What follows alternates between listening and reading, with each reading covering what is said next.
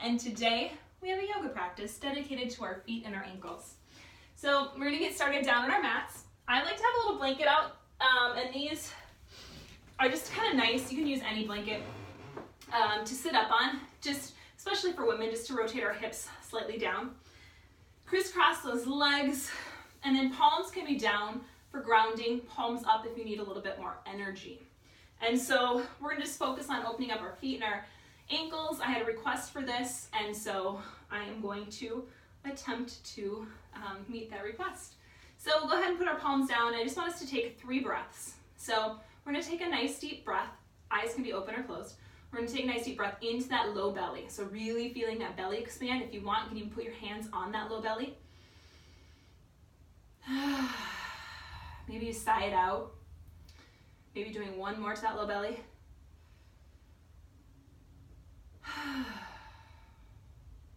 Now let's bring our awareness up to our ribs. So maybe taking those hands alongside the ribs. Filling those ribs up with breath.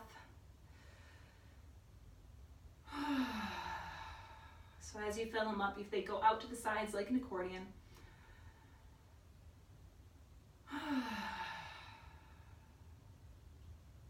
Then finally, we're going to bring our awareness to our chest, bringing those hands up to the upper part of the chest, taking a nice deep breath in here.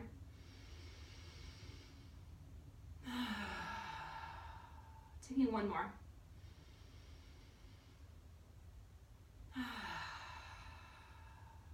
And then we'll just go ahead and let those hands fall on the lap.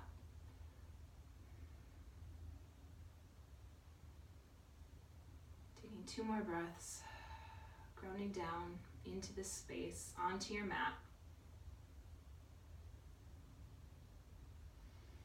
And we'll gently blink those eyes open. And welcome. So we're going to go ahead and take those hands up, palms together above our head. And then we're going to go ahead and grab that left wrist, pull it up towards the sky and over towards your right. Shoulders down and away. Breathing here.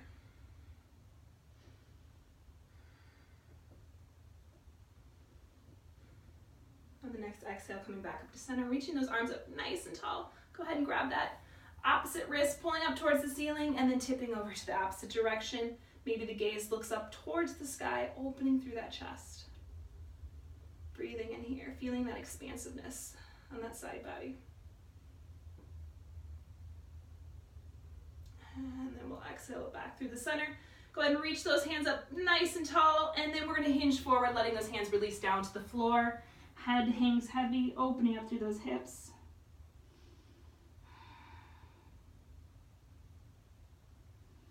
And walking those hands back, taking those hands alongside the body, taking them behind the body now, opening the chest up towards the sky, shoulders roll down and back. Gaze can be slightly up, letting that head go back, or just straight in front of you, whatever feels best for your neck. Because remembering this is your practice, so doing what feels best for you. If I suggest it and it doesn't feel good, just skip that one. And then we'll slowly come back through to center. If you're sitting on something, we're going to go ahead and remove that now and come to all fours on our mat. We can just set that off towards the side. So coming to all fours, we're just going to take a few cat-cows, warming up that spine just a little bit more. Gaze is up, belly drops low, and then exhale, rolling through that spine. Taking a few more of these, following your breath. Inhale, looking up, letting that belly hang heavy. Exhale, rolling through that spine. And really pushing down through those hands and making sure those fingertips, they're spread out nice and wide. Good, and the next time you're up in that cat back, I want us to sink back into a child's pose. Toes together, knees out wide, hips back. And letting those arms come forwards, getting that nice stretch through the back of the body, arms reaching forwards.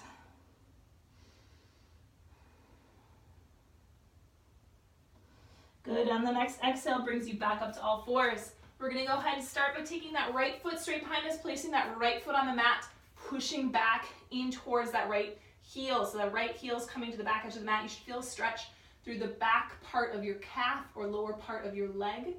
Holding there, opening up through that side body there. Good, and we'll bring it back through center, taking that left leg straight behind you, curling those toes under, pushing into that left heel, opening up through that lower left part of the leg. Breathing in some energy and space there. and then coming back up. We'll go ahead, curl the toes under, walk those hands back, and you're gonna sit back on your heels. So your toes are curled under, sitting back. This one feels just intense, would be a good word. So usually you can feel it right through your toes, through your ankles, right through the arch of your foot. If you're someone who wears a lot of high heels, this is a great pose to do because it opens up the fascia throughout that arch of the foot. I once had a teacher here. She would leave people in this pose for 5 minutes.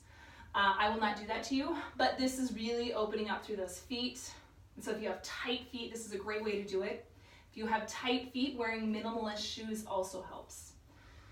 I'm trying to distract you from maybe the intensity of this pose. And then from here, we'll just come back onto all fours, taking your toes out, just tapping them behind you, releasing. Woo, feeling that. All right, so from here, we're gonna curl those toes under, this time pushing our hips up and back into a down dog. Go ahead and pedal those feet out side to side. Good. Looking up between the hands, you're gonna take that left leg up high to the sky, placing that left foot between the hands, spinning that back right heel down to the mat, opening up into a warrior two. So as we're in a warrior two, this is actually stretching your ankle. And I want to show you how. So your front, and I know this because I have tight ankles, so if you're doing it right, you really should feel that back ankle. So you're equally pushed down through the back edge of your foot as you are that inside edge. What happens, if you can see how my foot is collapsed inwards now? That is what a lot of us do. We collapse that ankle in. If we push back evenly through the backside and the middle of our foot, you can really notice the difference. So making sure that's grounded. And now we are even opening up and stretching that ankle in warrior two. So gaze will be past those fingers, opening up through the backside of that ankle. From here, lifting those arms straight up overhead, turning your left toe so it's facing forwards, turn your right toe out towards the side, coming into warrior two now on the opposite side.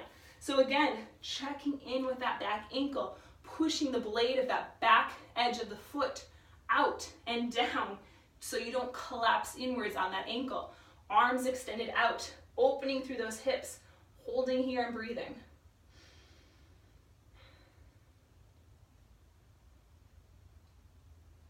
Good, and coming up with those arms up overhead, turning both toes so they're facing forwards.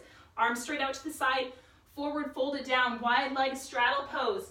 Hands can be here. Slightly turn those toes inward so you're pigeon-toed.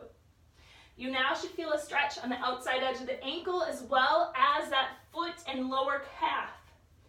Holding here and opening up through that side part of the lower limb, letting that head hang heavy.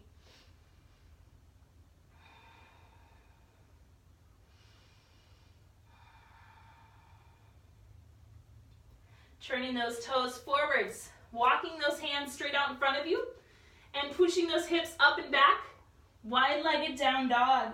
So minimal weight in those hands, and most of it's going to be back in those hips. So you're opening up through the back side of the legs and the body.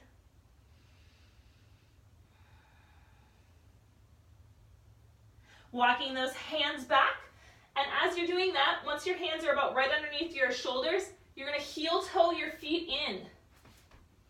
So once they're about hip width apart, heels in, toes out, I want you guys to go ahead and sink those hips down towards the mat into a yogi squat. So ideally, those heels are flat on the mat.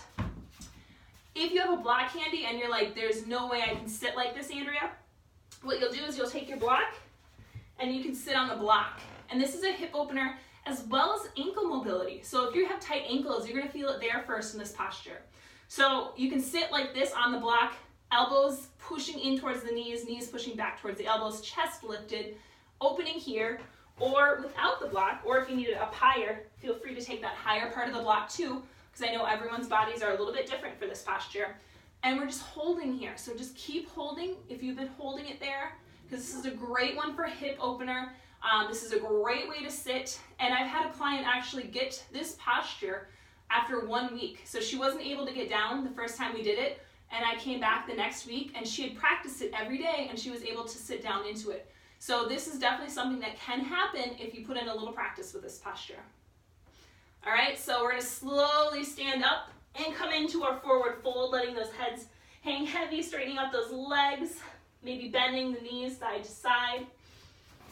And now from here, we're gonna take our left leg straight. We're gonna pop our right heel off the mat, walk those hands to the outer edge of that left foot. So this is gonna get a little stretch through the back of the left leg, and as well, it's gonna come all the way down the leg. So that left leg is gonna be straight, right heel is lifted. So it's a little bit IT band as work as well. Go ahead and put that right heel down, take that left heel off the mat, walk those hands over to the outer edge of that right foot. Getting a little stretch on this side.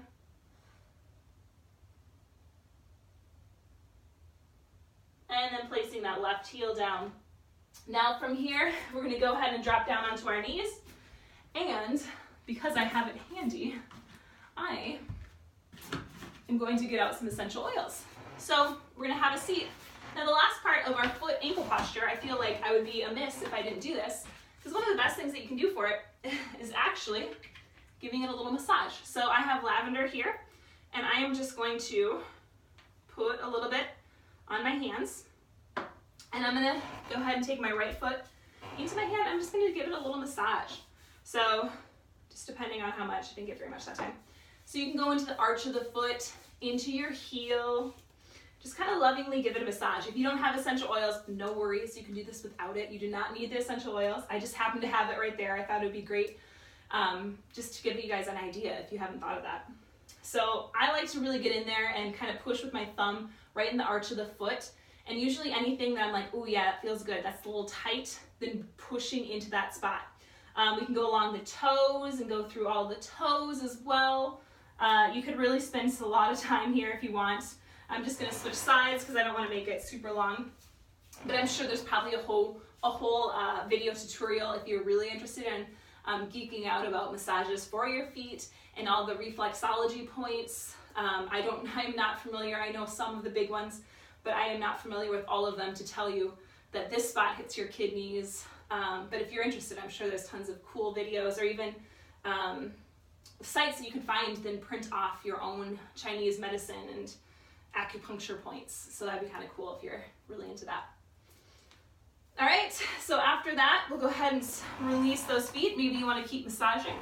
Otherwise, we are going to wrap up our practice for today. So I like to finish by always taking your hands up above our head, gently closing those eyes, bringing those hands together, stopping at the third eye, the spot in between the eyebrows.